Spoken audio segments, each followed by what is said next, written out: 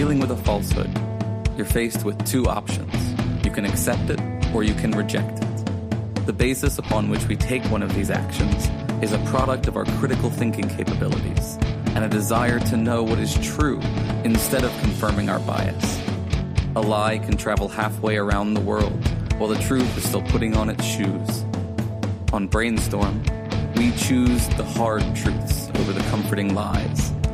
Reason, compassion, skepticism. This is the Brainstorm podcast.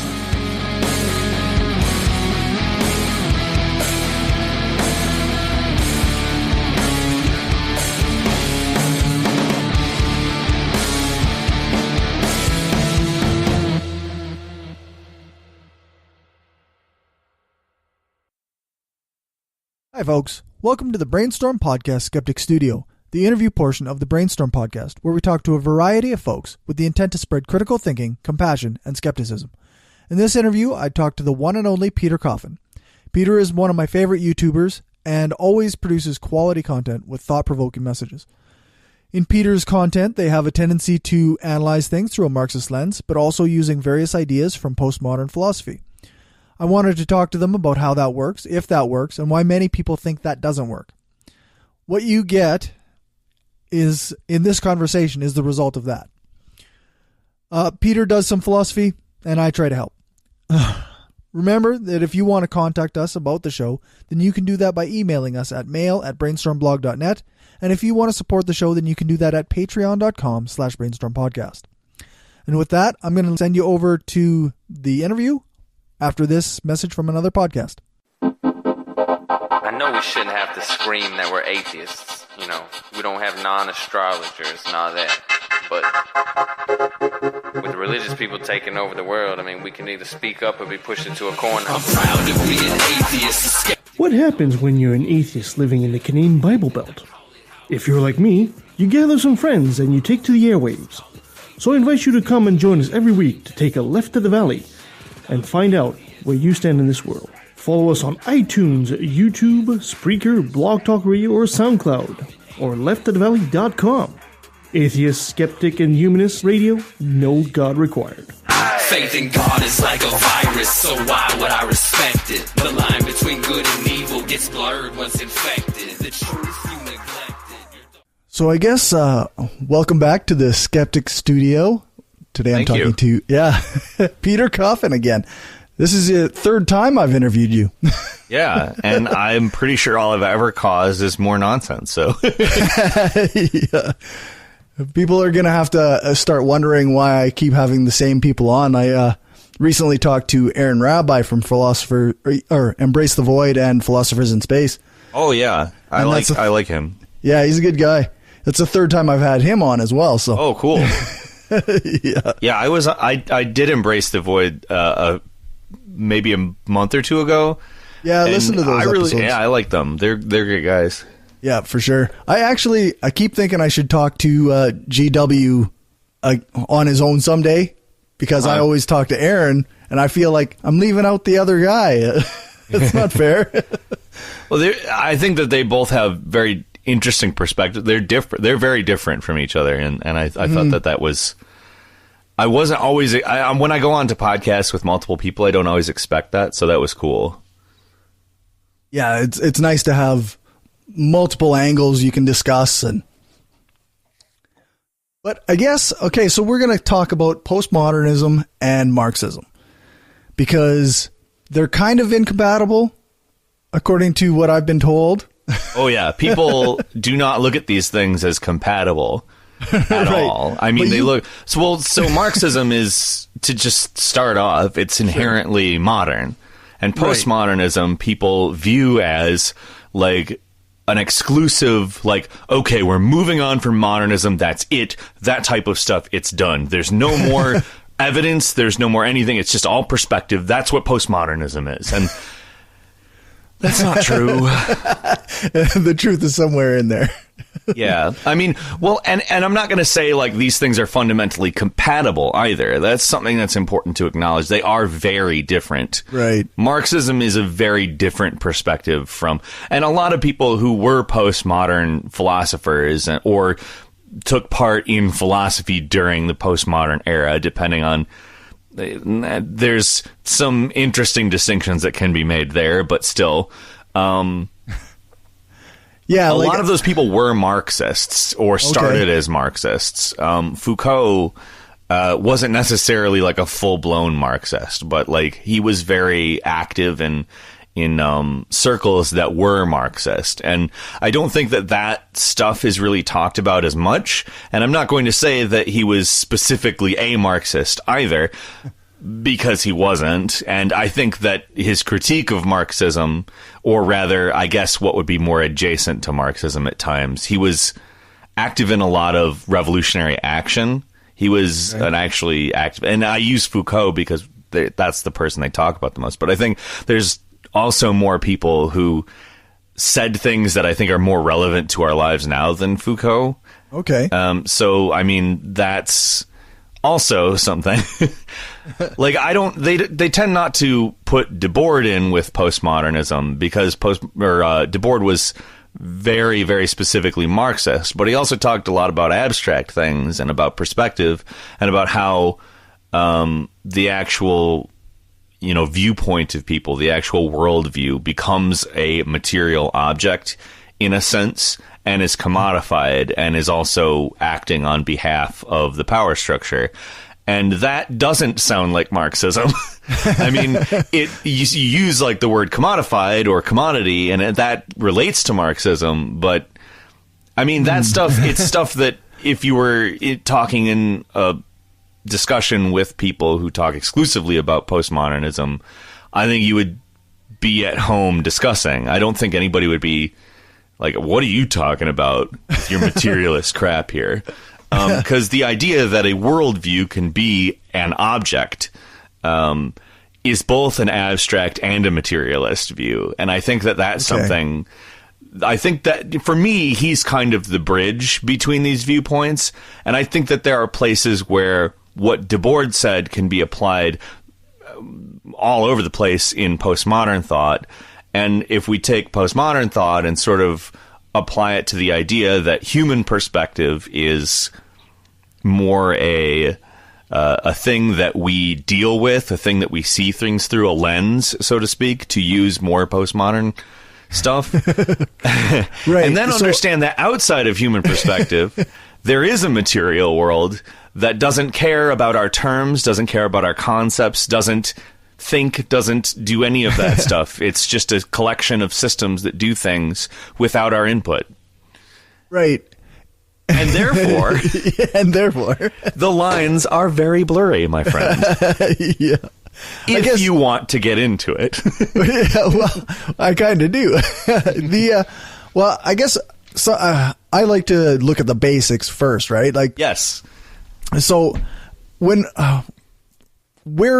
postmodernism? Like, where does that line start in the first place? Well, that's something that we could talk for 40 minutes or more about on its own. Because postmodernism, like, when I explain it, I tend to simplify a lot because I tend to find that if you actually go into the details to what, like, you have to start by explaining that the Enlightenment, you start there, and really you could go further back, but the Enlightenment caused a certain set of beliefs. That certain set of beliefs was criticized. That created modernism. And that created a certain set of beliefs which were criticized, which created postmodernism. And again, like I said, I'm simplifying even here. I'm simplifying the explanation. Right. But, so postmodernism isn't a thing. It's not like there's not like, here's rule 1 for postmodernism. Here's rule 2. Like it's not a set of criteria. And I think that that's something a lot of people want it to be. Yeah. Yeah. When they argue against it, they sure seem to be arguing against a thing, right? But I think even some people who are proponents of it want it to be a set of principles. And it's not, because it's essentially, I mean, you can say postmodernism as in an area of thought. You can say postmodernism as in an era of thought. I mean, you can't really say postmodernism is Foucault's philosophy. Postmodernism is Baudrillard's philosophy, or Baudrillard. I don't know how to say it. I'm not French. Fair. But I've read both of those people, and I could tell you that both of them have massively different viewpoints of the world, like Simulacra and Simulation. Whichever order of those is correct, is a book that more or less tells us about the creation of imitations of something that never existed, which then again relates to both Debord and therefore can be related to Marxism, but also doesn't relate to those things. It can also be a exclusively abstract viewpoint. So, I mean, you're talking about something that's very messy. Like, people who are considered postmodern are not affiliated. They're not affiliated with each other. They're not a movement of any kind. They're not. It's more just a sort of a blanket term to talk about an era or an area of people. Yeah, like, I know. I've heard. I have a friend who's a pretty. I don't know. He went to school for philosophy for a long time, and he thinks of like Derrida as postmodernist. Derrida came up with deconstruction. Like, that's essentially a process he created, which is, I engage in the like exact, like, I use his process as is. I don't typically mess with what he put forward as quote unquote deconstruction.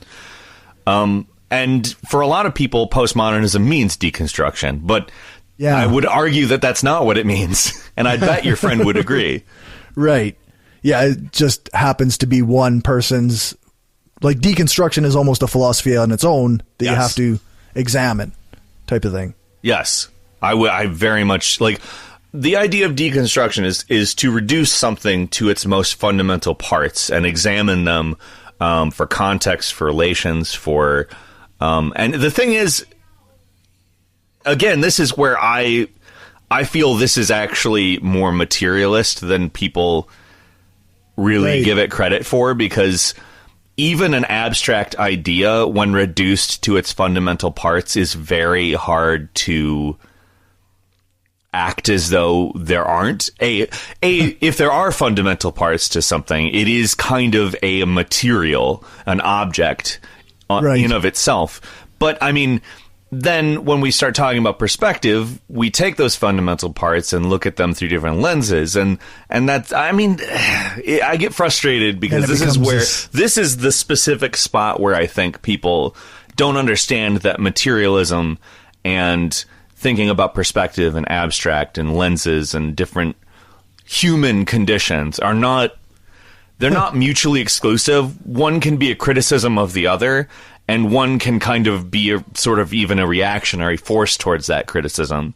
But I don't think that it makes sense to draw all these distinctions between these things as if they're two sides to, like, I'm rooting for postmodernism, everybody. That's the one I think should win.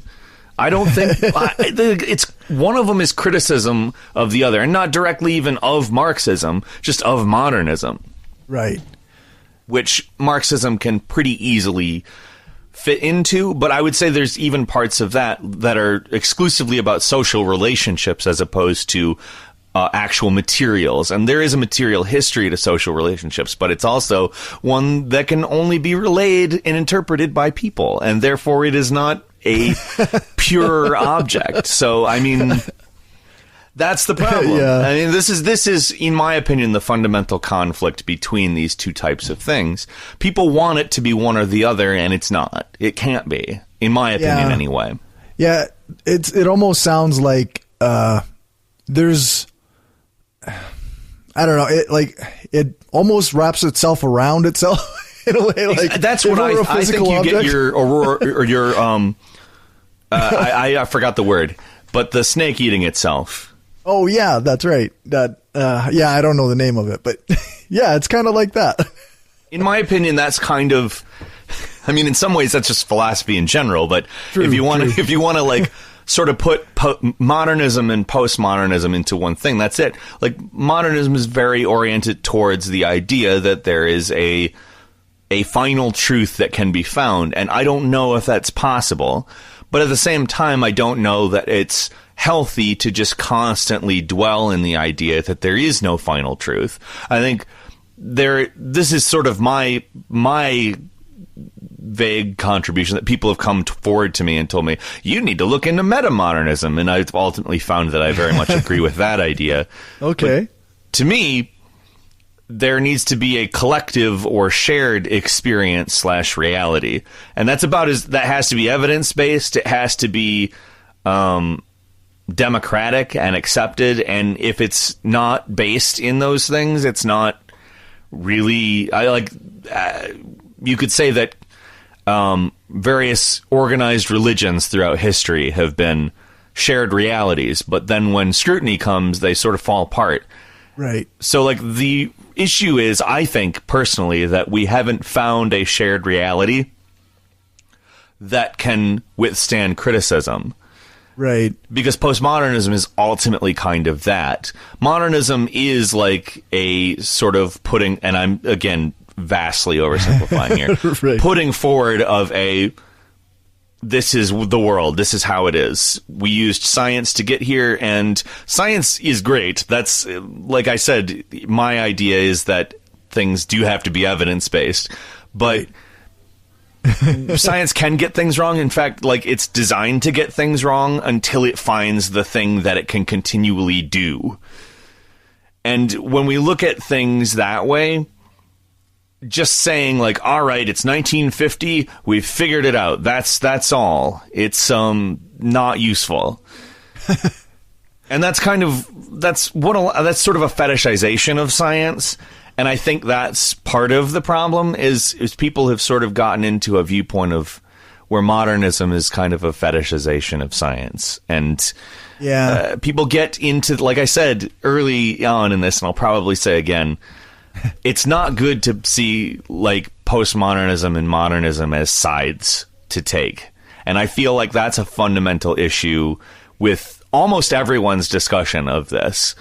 I see people placing them as, like, combatants in a prize fight. It seems like at times. That was my thoughts about it, was that, like, often you talk about, I guess, Marxism, and people would say, oh, well, we have to kind of ignore that postmodern garbage and and go, what? I've seen people call postmodernism neoliberalism. Oh, is that right? Yes. Yeah, like, and I don't understand how that is true. Like, but I do see those people say postmodernism means the individual has their own reality. And I mean, right. If you're taking postmodernism in bad faith, sure, that's fine. Like, neoliberalism is the fetishization of the market, which ultimately results in the atomization of the individual and the atomization of their reality.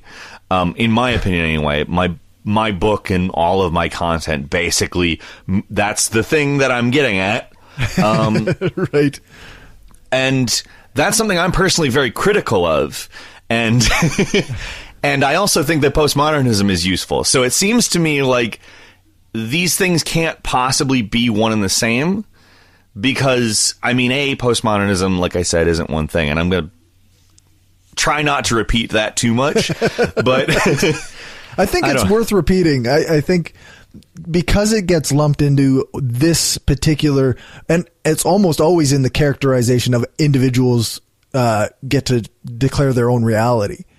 Oh, yes. You know, I mean, that is the most prominent characterization. There's a book, I don't remember the name of the author, in the late 90s that really misrepresented postmodernism. And Philosophy Cuck, I don't know if you've seen his channel.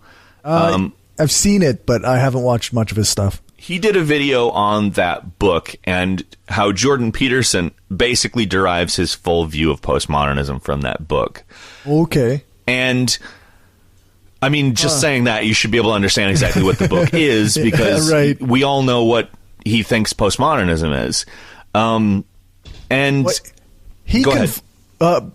Peterson often conflates postmodernism and quote-unquote cultural Marxism as well, right?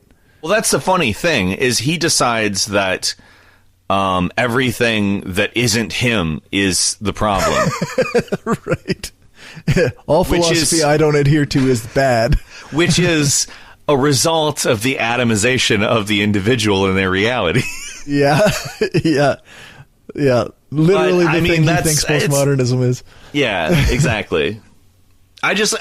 He is a very frustrating person as far as postmodernism. And again, I don't claim to be an expert on these things. I've read a lot of it, right, but I'm not going to pretend like I am a postmodern authority or I am a Marxist authority. I'm not, but I do spend a lot of time delving in these ideas. And again, I sort of come from the idea of Debord and the Society of Spectacle. That's sort of my thing. And I feel like that's a bridge of a lot of this, because a lot of what postmodernism, again, to generalize, I'm going to have to say that a billion times. Otherwise, at some point, it will be taken out of context somewhere. Right. To generalize is about people's perspective. And the Society of Spectacle is about materially alienating people and atomizing them and giving them intermediate images that are ultimately tools of the power structure that more or less show them the version of the thing they're looking at. Debord asserted it was through screens, but I would even say that it's through the sort of fakeness of communities we've formed now, where people believe, I'm part of a community because I am aware of a bunch of people who like things that I like. That's not a community. Right. I mean, the YouTube community is not a community. It is a few people who have seen some degree of success on YouTube talking about a thing. Just not even to talk about like leftist YouTube, just YouTube. It's not a community. And people say like the YouTube community. That's not a community. It's... Well, and especially with the way that like you can't lump all of YouTube into even one thing, right? No, and not even close. Like if you said YouTubers, that's a gross like generalization. Right. Yeah, like YouTubers are blank. Well, probably some, but I guarantee you there's a lot that aren't. Yeah. And you can literally put any word there. And that's the thing that we're sort of talking about ultimately then with perspective, is you have a lot of people with a lot of different perspectives on the materialist account of things. And this is why I think that Marxism isn't utterly incompatible with these sort of postmodern analyses. I don't want to say a postmodern analysis, right, but various postmodern analyses. Marxism makes the assumption that you can have an objective history. And if you take away that assumption, which you should, in my opinion, because recorded history is not objective. It never will be. It is subject to the perception and interpretation of the original recorder. It is subject to the perception and interpretation of the person who is reading the account. And if we take that assumption out of Marxism, there's nothing that is really that incompatible, in my opinion. Does that mean we should say that all evidence that is presented is null and void? No, absolutely not. Evidence is actually extremely important in all cases, regardless of perspective of the evidence. Evidence is all we have to go on in the world. We have imperfect perception and interpretation apparatus as human beings. Our memories are very flawed. They rewrite themselves every time we recall a memory. That's an oversimplification, because it's not writing and rewriting, but for best expression of what happens, that's what happens. It's things are complex in a way that I think people who are just like sort of, and in my opinion, that this is sort of both, you can sort of a fetishization of the thing that I believe Marxism. So Marxism is the way things are. I believe postmodernism, which again you can't really. But I believe in postmodernism, so postmodernism is the way things are. I think these are both fetishizations of the thing, because even Marx, when he discussed social relations, they were all rooted in material things, but social relations, he acknowledged, have perspective in them. He acknowledged the way material conditions affect different people is differently, and that's stuff that it just doesn't seem to be discussed a lot with the type of Marxist that is like, postmodernism is bad. Right. Yeah, I'm just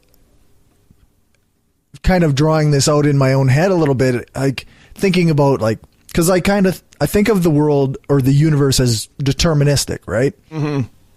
And so, like, our perspectives are dictated by our by previous situations and influences and like in a cause and effect kind of way. Mm-hmm. And then on top of it, we have limited perspective to new stimulus. And I don't know. I don't know if I'm going anywhere intelligent with this. No, I think you're very much going. I think you're going to the heart of the issue, in my opinion. It's just all. I mean, it's so complex and it's also interconnected that it just seems like one cannot actually have just Marxism or just postmodernism or even just like determinism. Like, it's all so mixed together that well, the thing is that humans are not an objective actor. There's no chance for a human to be, and a human can be a very informed actor and be acting very close to objective, but we can't claim with 100% certainty that anything is anything, because if we disappear, why did it even matter? What was there? What right. None of that stuff is relevant. Like, we're talking to each other about how we see something that is a phenomena in a universe that gives no shits. Frankly. Right. Yeah. And ultimately we'll forget about us and this audio will disappear and nothing will, It will be destroyed when the sun expands and then contracts many years, unless it has somehow been archived somewhere else, which may happen, but I don't know. And there's some point where I don't necessarily care. But yeah, that's right. But the point, I think that what you're getting at is ultimately like the most important thing to think about. There is an objective universe. There is an objective quote unquote reality, but the universe is a concept that we came up with. Objective is a concept that we came up with. Reality is a concept that we came up with. And if we would spend more time understanding that these things are ours and therefore vulnerable, I feel like we would be able to perhaps do more as a species, along the lines of maintenance, of working on things, of putting them together, you know?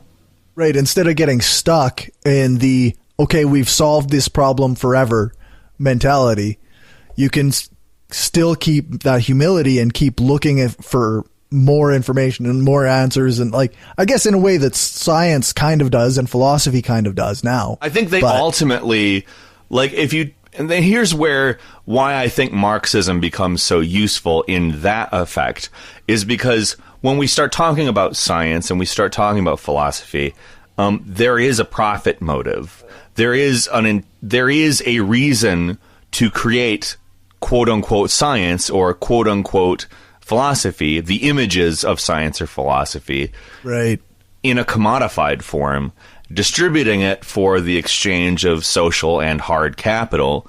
There is absolutely a structure that you can benefit from giving the people what they want. And this is, I think, why Marxism is so important in this dynamic. We can analyze those structures. If we, again, take the idea of abstract and material out of the situation and start to look at it as commodity, market, etc. Right. This is why I think that it's so important not to lose the Marxist elements of this. There's so much at play. I obviously believe in science. Scientific consensus is right. It's important to me. I've said as such many, many times.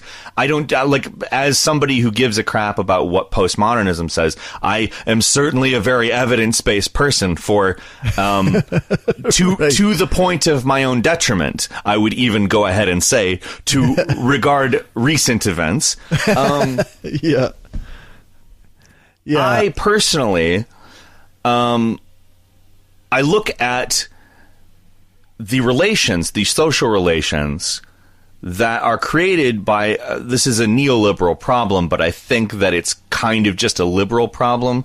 Neoliberalism being the fetishization of the market, the application of the market to as many situations as possible.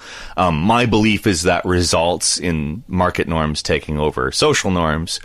The more we have that, the more we have to understand that things will act as a market and act as transactions, and there will be competitive dynamics and there will be monopolistic dynamics that apply to things like science, things that are ostensibly intended not to be affected by the whims of any market. There are not just objective, quote unquote, markets. There are abstract markets, there are social markets, there are attention markets, so on and so forth. I've said a million times, the marketplace of ideas, attention is currency there. That's what I'm getting at with that stuff. And that's why I think that Marxism should maybe be considered by more people who are talking about postmodernism, because that gives us, I mean, if you read Capital, there is such an intense, I mean, it's not a complete analysis. There are, like I said, monopolistic dynamics that Marx probably never would have imagined, or maybe could have. I don't know. His accumulation of capital chapter gets at some of it, but things, they've gotten really messed up, I guess is the only way to really put it.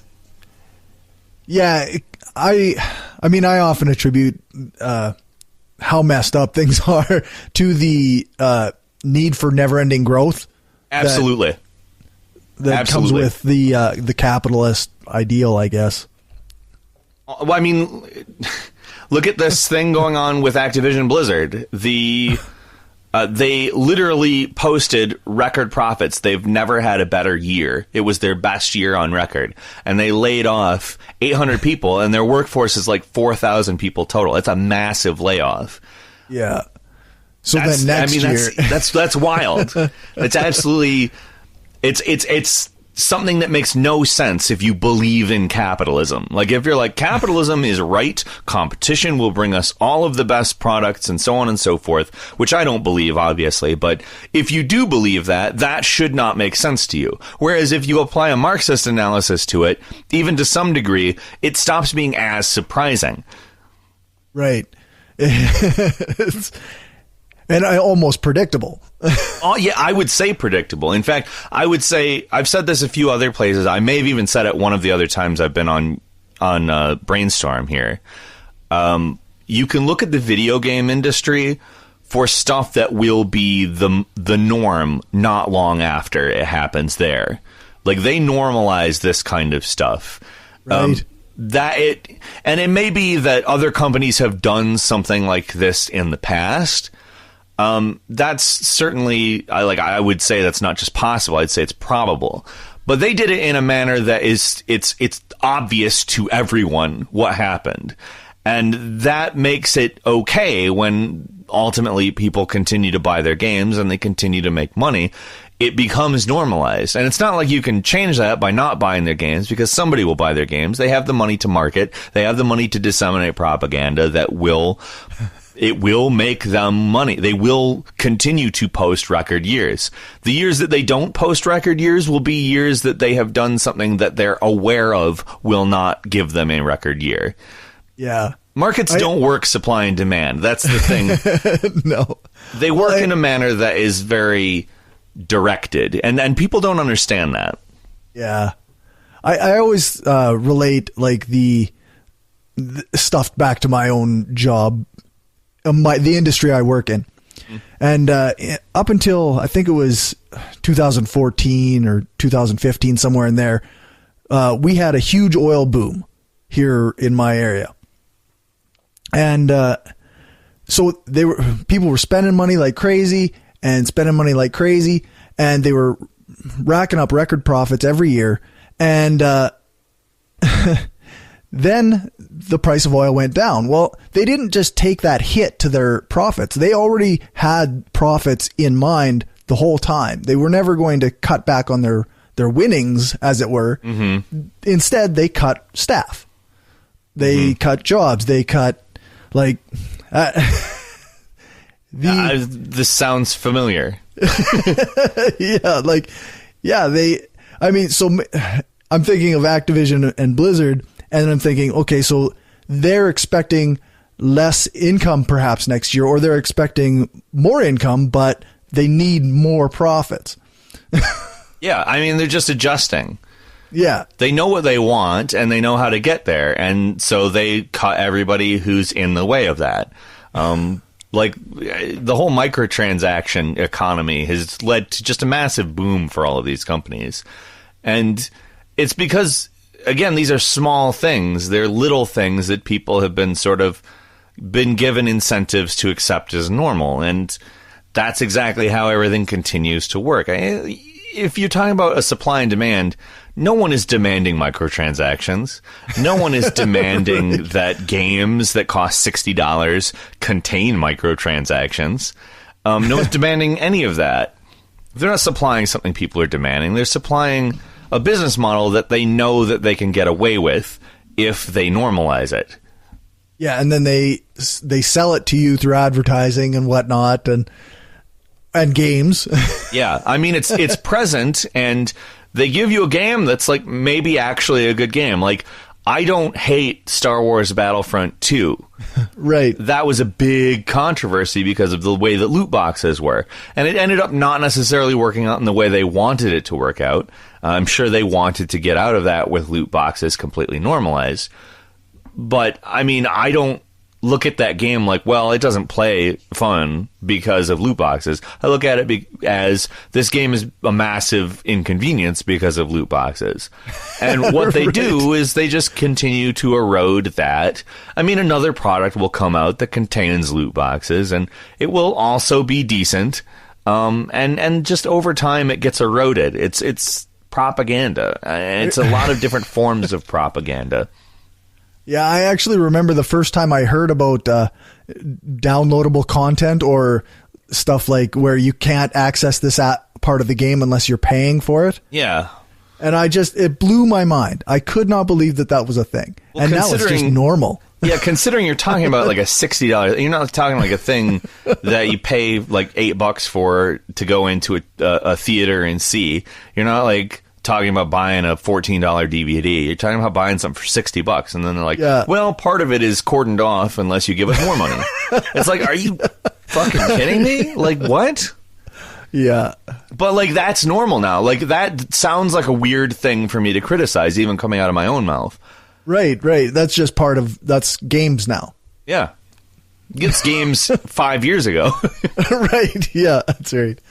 Yeah. It's wild. It's really wild. Honestly. So how do we get this back to postmodernism and Marxism?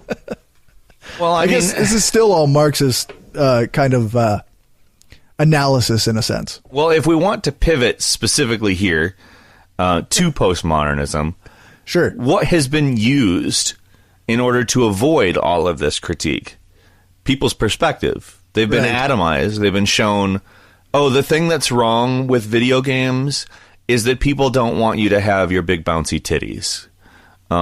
Like that's what the problem is, guys. Like, and I'm not saying postmodernism is pushing a specific perspective or anything like that, but you can certainly use a postmodern critique, a deconstructive critique specifically, I would say, to reduce those types of viewpoints down to, this probably didn't come just from some people. This probably came from marketing people. This probably came from people with an agenda. where they seeded this narrative, I don't know, and frankly, I don't care. They took advantage of previous issues. There is a problem with misogyny, but that's not a problem that's exclusive to gaming. It's a problem that has been foisted as somehow exclusively to gaming, but there is a problem with misogyny in the world. There's a problem with, name 3 or 4 different things. There's a problem with gender representation in video games. If you even just want to stick to the binary genders, that's a big problem in video games, but also in everything. If you want to then start talking about, like, what exactly those things mean, it's because they're currently, or maybe less so than 10, 20 years ago, but currently still appropriate groups to use to offload the problems that would probably be very difficult to deal with if everybody was taking a Marxist critique of them.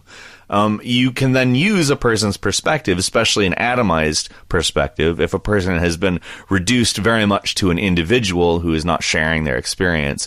The Spectacle, for instance, the 2-word description is separation perfected. The pure atomization of people's perspective and the simultaneous kind of you're a fool and you're a genius that everybody is marketed to in certain ways. You don't know how to solve this, but at the same time, we love you because you're smart. We constantly get those conflicting messages in so much of our world. And postmodernism, I think, if we take various critiques of, again, Baudrillard or probably Derrida more so in this area, we can take these things apart and sort of see, well, like, this is definitely directing us in this direction, where this is definitely, and this is a very basic explanation of what we could do, but, like, we aren't talking about this, so we need, I think, the basic explanation. We need to have these paths that actually show us who is doing what. And if we're just like, well, capital is doing it, sure, yeah, that's true. That's definitely actually 100% true. It is capital that is doing this. But you can't say that to your neighbor. If you say that to your neighbor is going to be like, what the fuck are you talking about? Yeah, I'm mowing my lawn, leave me alone. Yeah. Like, we need to have ways to relate this to all of the different people of the world with their differing perspectives.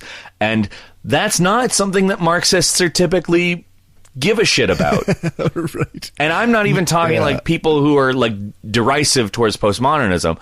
Marxists, like hard Marxists, and which I would say I'd subscribe to a fairly hard Marxist analysis of capitalism. Other people who are just a little bit more orthodox than myself, and that is an understatement, but those people have come at me with like, you shouldn't care about this person's perspective or how this identity might be interacting with capitalism or blankety blank. And yes, true, there is a fetishization of identity and a fetishization of representation that ultimately is like, you need to act a certain way so that you can be accepted by the power structure. Yes, that exists, but that doesn't mean, to go with the, I think, most obvious one, that doesn't mean a black person interacts with the material conditions of capitalism in the same way that a white person does. And if I talk to them in the same way that a white person, if I just act like the problems of the white man are also their problems, that is a lie to their face, and they know it.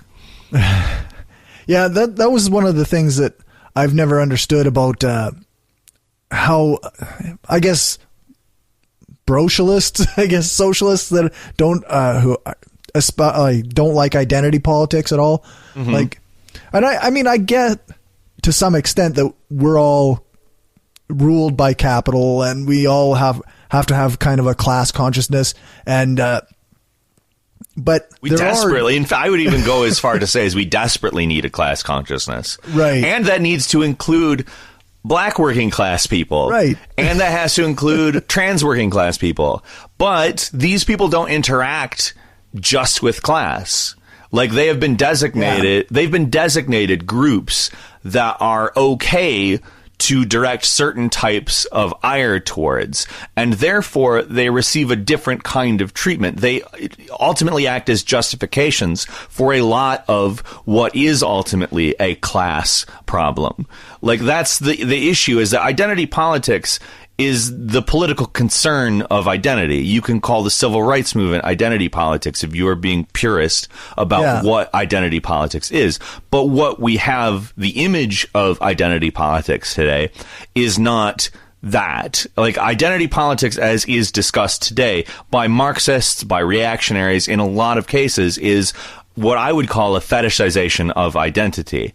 And they are criticizing something that is not taking black people or trans people or gay people or any group seriously. They are criticizing something that they themselves could understand very easily with a word called it's recuperation. It's the idea that capital will subsume a version of everything that can serve capital. Yeah. And that's what, in my opinion, reactionaries and Marxists alike are criticizing when they say identity politics is bad. It is not. I think a lot of reactionaries think they're not acting with any sort of racism, and I think that Marxists really think they're not acting with any sort of racism. But ultimately, they are not acknowledging part of the system which specifically directs that's like more problems to certain people based on identity. And it does this, in my opinion, for the same reason why we export labor to other countries, is because those people are easier to get away with harming. It's just that simple, because we create a separate experience for those people where those people have stuff that's just not relatable to the average white person. Even a poor white person can understand what a poor black person goes to up to a certain point. But like, when I explain how people have treated me on social media over the last 10 years, the video I just put out, Peter Coffin's Fake Girlfriend Rides Again, good video. I appreciate really that. I didn't explain the full extent. I tried to generalize my experience in a lot of ways, because I know that getting into the weeds makes it unrelatable. People can't understand what that experience has been because they haven't been through 10 years of that. It's that simple. And you haven't been through, and I understand these are definitely not the same thing, but it's the absence of understanding a perspective is very important to understand when relating to when a white working class person is talking to a black working class person. Again, maybe they can understand literally 90% of their experience, but there's a certain element of that that person has lived every day of their life that is different.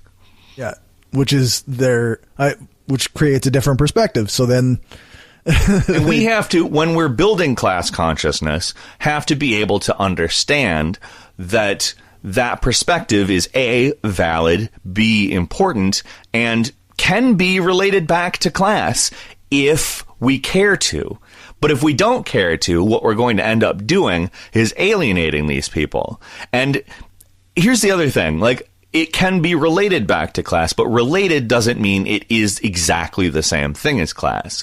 Right. There's a sort of other type of class here in that is more designated than it is brought by the relations of capital. It's a designated sort of punching bag class. Right. And that's what identity is. And that's not something that you can just specifically account for by saying people own the means of production or they don't.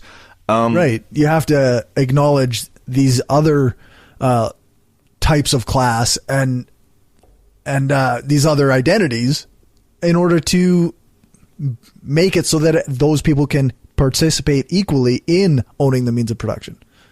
Exactly. And the other thing is, like, if we're talking about, say, how things are in capitalism, and then we're also talking about abolishing capitalism, we have to understand these are also two different things. There are a lot of people who, like, they will be completely derisive towards the idea of, I know you're from Canada and you have a much better healthcare system, but moving the United States to Medicare for all is not enacting socialism in the United States. As much as Right. as much as it would be good, it is not the overall goal. Right. Would it help us in sort of converting people to the idea that democratic ownership and control over the means of production would be good? It will help us, but it is not changing over to socialism. And for some people, that means it's an obstacle and must be attacked. Like, you will see people do that with Medicare for all. You'll see people do that with just the Green New Deal thing in general. I've seen a lot of that. And it's like, no, I understand that this is not socialism. I also really don't think that if we can't even agree on like a sort of ceasefire between postmodernism and Marxism, I don't think that we're ready necessarily to organize like with each other, because that's ultimately the thing that we have to do in order to switch over to something that is not capitalism. I would prefer a more libertarian oriented socialism, but it's also not up to me. It's a lot of people, and ultimately organization is going to be the thing that determines that stuff. And we're not going to get there if we can't stop fighting over goofy stuff. Right. And frankly, I mean, isn't part of the point of not giving people health care? I mean, not intentionally by some conspiratory oversight or whatever, but people not having health care means they have to participate in capitalism in a more desperate way, and they can't organize. So, I mean, if they have universal health care, then that's one step closer to the goal, right? It is one thing that is out of the way. Like, in my opinion, when Trump is gone, what if that ends up being the way things go? I don't want to make assumptions. I'm not one to do that. I was telling people there's a real danger that Trump will win from the day after his announcement. Like, I said that. There were a number of people that said that. But that's... I really, really hoped to be wrong about that, and I didn't treat that as like, this is my stance on it. I try not to act as though I know the future. So, but I want to say, like, with Trump gone, that's one big thing. Is it every big thing? No. Is it the goal as the Democrats want it to be? As soon as Trump is gone, everything is okay again in their eyes. But right. That doesn't mean I don't want him gone.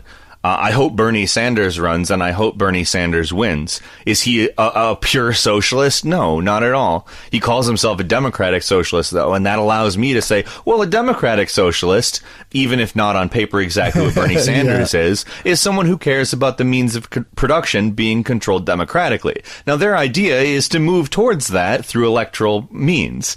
And I don't know if I necessarily entirely agree with that, but here's what I do think. Blankety blank. And then I can talk to, like, there's that conversation can happen. That conversation couldn't happen 5 years ago. No, that's right. When when Bernie Sanders announced, I am philosophically obviously a lot closer to, like, I would say that, to go back a little bit further, when the public option was left out of the Affordable Care Act here, that's basically when I was like, okay, so fuck the Democrats. And that's basically when I started moving the other way. But I also, at the same time, became more cynical and was just like, whatever. What I think is irrelevant, we just need to try to have the best thing. Scam likely. What I think is irrelevant, can you edit that out? That was my phone. Yeah, for sure. What was I saying? I don't know. I was just listening, and I right.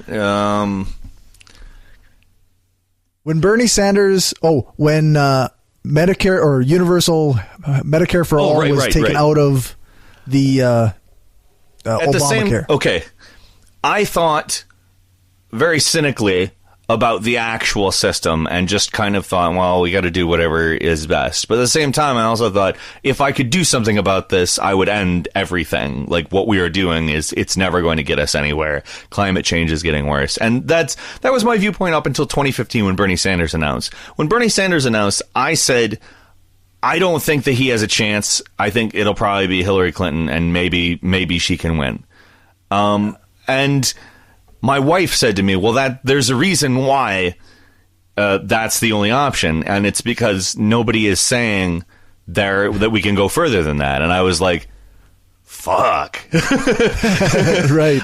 Well, I've wasted a lot of time. Yeah. Shit, eh? And that's basically, I took a pretty hard pivot towards, I supported Bernie Sanders in that election.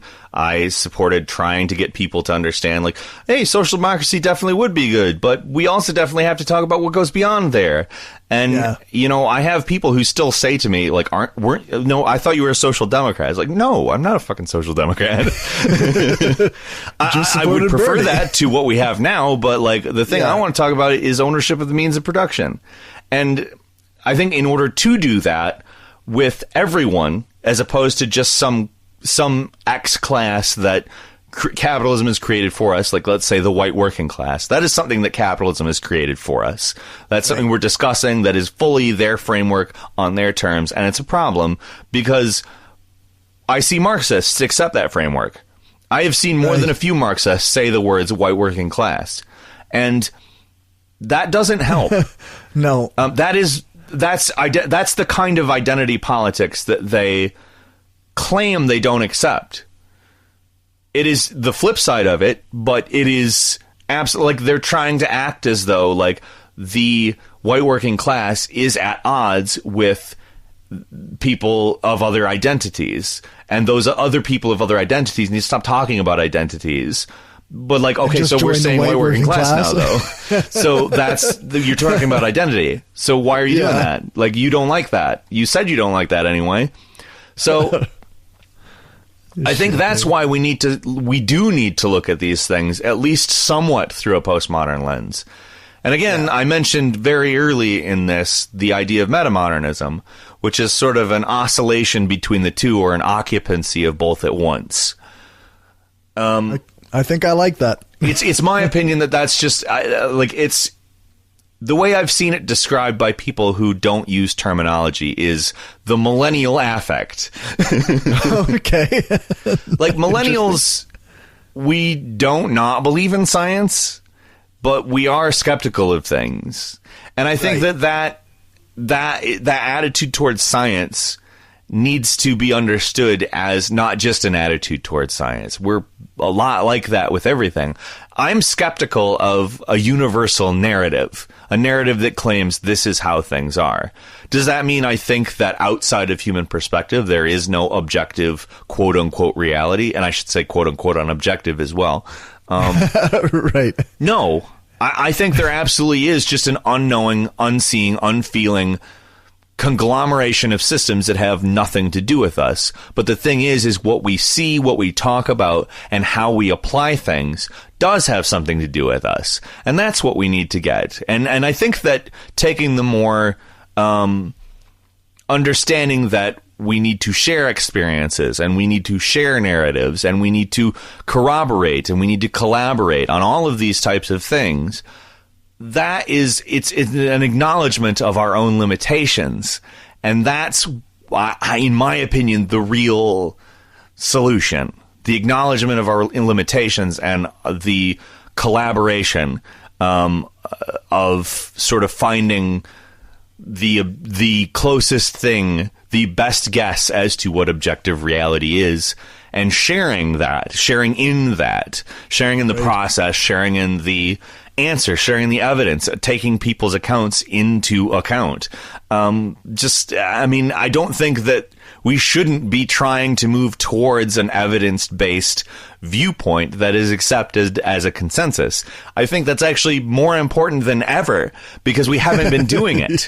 We have not been doing it. And it's not because of postmodernism. It's because of again, massive interests that you can analyze with a Marxist perspective.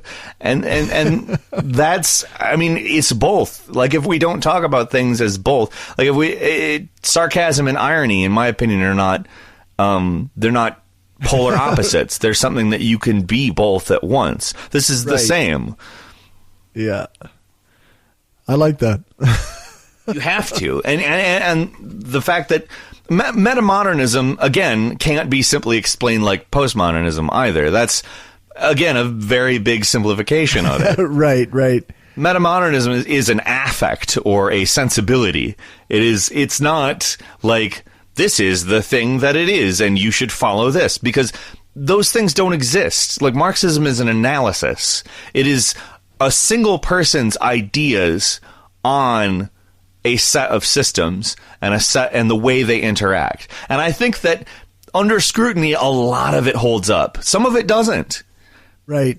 But yeah, that seems to be like one of the things that I've encountered, and I mean, not by a ton of people, but like almost like you've said, like fetishization, yes. A cult of personality for Marx, and like he can do no wrong, and all his statements were 100% true, and most of them probably are. Most of them are pretty much like. And also, he was criticizing a different stage of capitalism, too. And I'm not a Leninist by any stretch, but Lenin, right. His work, Imperialism, the Highest Stage of Capitalism, is a lot more applicable to today than Marx's analysis of supply and demand capitalism, of industrial capitalism. Right. But that doesn't mean that parts of both of those things are not applicable, because they absolutely are. And again, like in these sort of mini social markets that we've created, like Twitter or Facebook or name thing, Marx's competitive dynamics and his full analysis of accumulation of capital can be applied literally to the social dynamic, because it's been marketized. These things have been made transactional. And that's, in my opinion, something that I just don't. Okay, so I've seen some minor discussion of this, and I saw their Pierre. What was his last name? Somebody brought this guy to my attention recently, and he wrote an essay called "Types of Capital," and it is bang on with this kind of stuff, but it's not widely discussed. That up.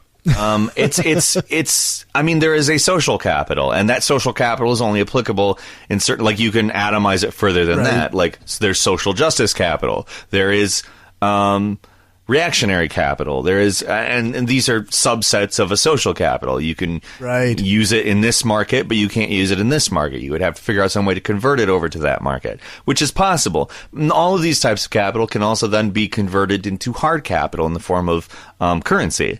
You can end a thread with your PayPal for people to donate. You can end a thread with your Patreon for people to become a subscriber to your like, these things are all elements of capitalism manifesting themselves in our social world.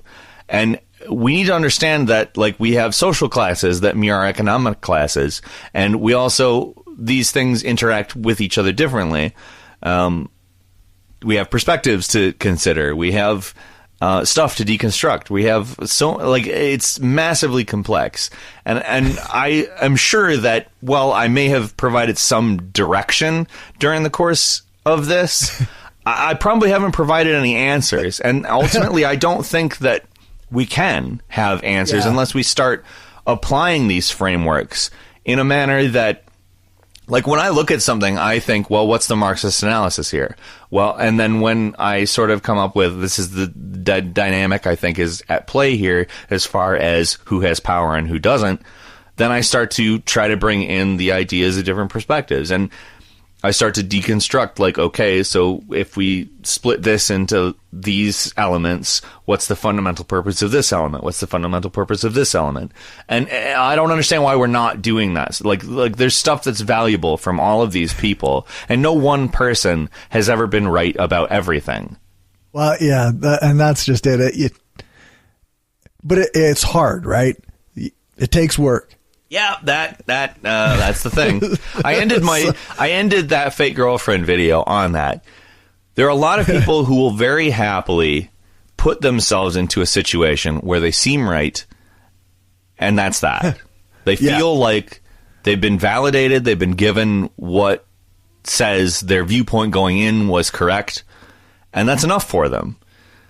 But it's not enough for me. It's just not. Yeah. It's, and I think that, I mean, not to get too moralizing about it, but I think that often that easy way, that's that's where trouble lies. Like, well, the easy way is, if you can, here's where the Marxism comes back in. The easy way is commodifiable as the alternative to the hard way, and therefore capital can use the easy way to their benefit.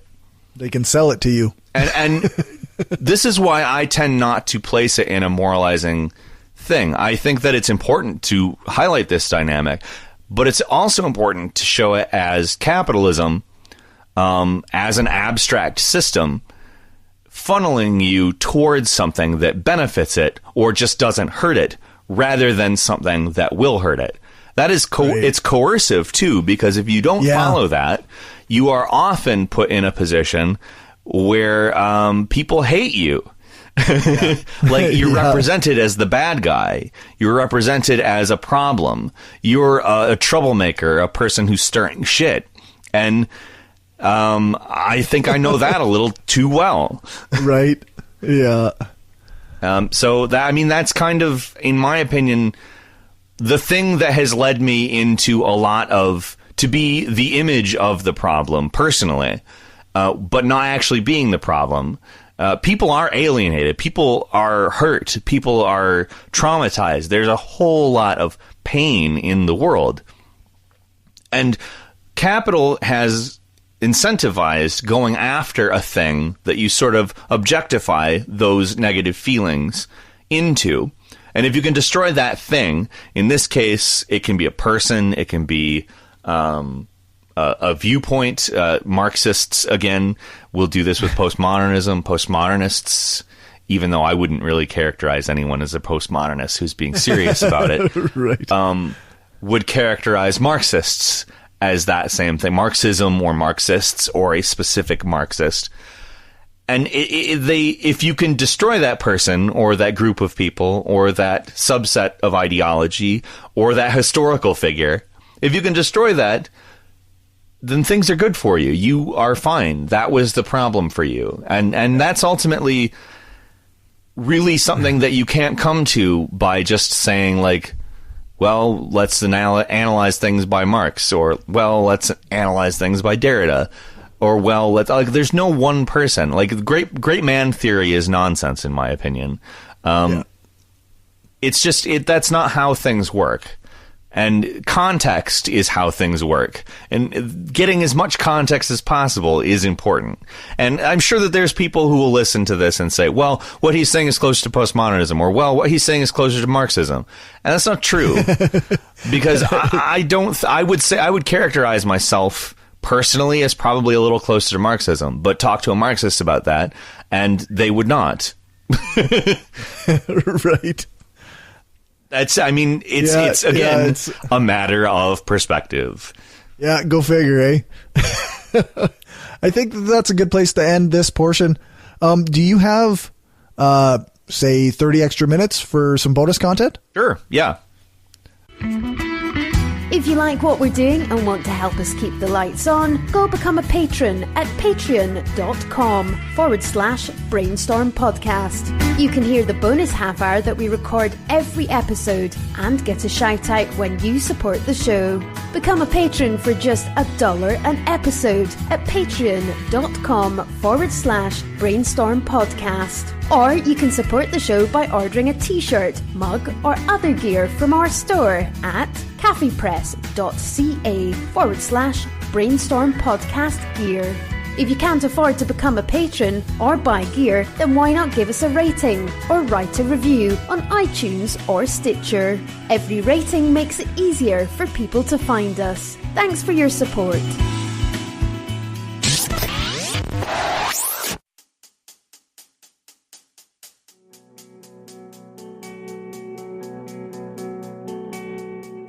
Okay, so that's it for my conversation with Peter.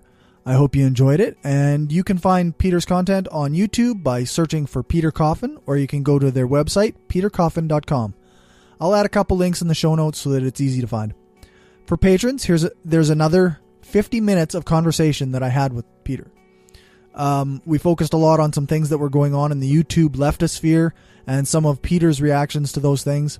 It was kind of just more great conversation, and I hope that folks who want to hear it enough will go and become a patron for $1 an episode. Besides that, I want to mention that I know I haven't been keeping up with things the last while. I haven't been doing any writing or any vlogs or cutting up episodes to put on YouTube very quickly. And I'm just going to say, like, I don't usually talk about personal stuff too much, but I'm in the middle of a breakup with my partner of 5 years, and I've been a little depressed and a little unable to focus. So things are falling behind, and but I'm starting to get back to normal. I'm seeing a therapist that I really like, and I'm hoping that I'll be back to my normal self in no time. I've talked vaguely in the past about my cost of living going up and possibly hampering my ability to do the show, and that's because I have to find a new place for me and my son to live, and my job also cut out our overtime, and our benefits went down, and after my division was sold to a new company, so I have to calculate all that into my monthly expenditures. But I also have come up with a few ideas about cutting the costs for the show, and that will help make it more sustainable. I really appreciate all of our patrons, but I want to give a special thanks to Driffa, who went from pledging $1 per episode to $2 per episode. It really means a lot to me that anyone thinks that this podcast is worth giving money to, and it really means a lot when people increase their contribution. So with that, all of that out of the way, I want to thank our top patrons: Rob Geiger, Richard Lounsbury, Daryl Goosen, Aaron Young, Destin Doesn't Suck That Much, and of course our top patron, the Flying Spaghetti Monster, sauce be upon him. Being a top patron means signing up at patreon.com/brainstormpodcast and giving us $5 per episode or more. I was looking on iTunes, and in the US store we have 10 ratings but only 7 reviews, and in the Canadian store we have 11 ratings and 9 reviews. And in every other store I checked, we have 0 ratings and 0 reviews. And it would be super cool if you went into the iTunes store of your area and gave us 5 stars and wrote a review for us to read on the show. It would also be great if we could get a bunch of people to rate and review us on Podchaser and Podknife. I always include links to those in the show notes on our website, so they should be easy to get to, and I would really appreciate it. We also have the guys from Cognitive Dissonance coming on our show for the next live show on April 12th. That's 3 days after my birthday, and we will be playing a song from Dave's new project, Femme Fragile, during the break. So you should definitely join us on Friday, April 12th at 8:30 p.m. Mountain Time on brainstormradio.net, and check those out. Listen to the new song, listen to the interview with Cognitive Dissonance. It's going to be fun. For all the things, you can check out the show notes on our website, brainstormblog.net, and on our hosting page, thebrainstormpodcast.com. Thanks to our financial supporters, Aaron, Bob, Glenn. By reading this aloud, I agree to give Freethinker215 a free blowjob. That's not contractually accurate, I don't think. Thanks to Daryl, Destin Doesn't Suck That Much, Driffa, the Flying Spaghetti Monster sauce be upon him, Jesse, Kayla, Kim, Keith, Larry, Magnus, Richard, Rob, Stephanie, the Utah Outcasts, Podunk Polymath, and Zach. If you want to join them and help the show grow, then you can do that at patreon.com/brainstormpodcast. Or you can do a one-time donation at paypal.me/brainstormpodcast. And if you want Brainstorm gear, then check it out at tpublic.com/stores/brainstorm-podcast-gear. As I said before, all those links are also in the show notes. I want to give a special thanks to Peter for joining me to talk about postmodernism and Marxism. We had set this interview up back in December, but then life stuff started happening and I needed to deal with it, and eventually we recorded it in February, and it's just now getting put out. I apologize for taking so long with it. Thanks to Dave for our intro music. Thanks to Aaron Rabbi from Embrace the Void for doing the voiceover for our intro. You can find his stuff at voidpod.com. Thanks to Alex Capper-Murdoch for doing the voiceover for our ads, and thanks to Jason Camo for our outro music. You can find his stuff at aloststateofmind.com. All music played is either with permission or under the SOCAN license to play. For more information on SOCAN, you can check out the music license info page on our website, brainstormblog.net. Remember to give us a rating, a thumbs up, or a fave on your podcatcher of choice. Join our Facebook group, like our page, follow us on Twitter, subscribe to our subreddit, sign up for our newsletter, share the show, and spread the word. The more you share, comment, and like our stuff, the more it helps the show grow. Thanks for listening, and remember, the truth matters, even if we don't have full access to it on our own.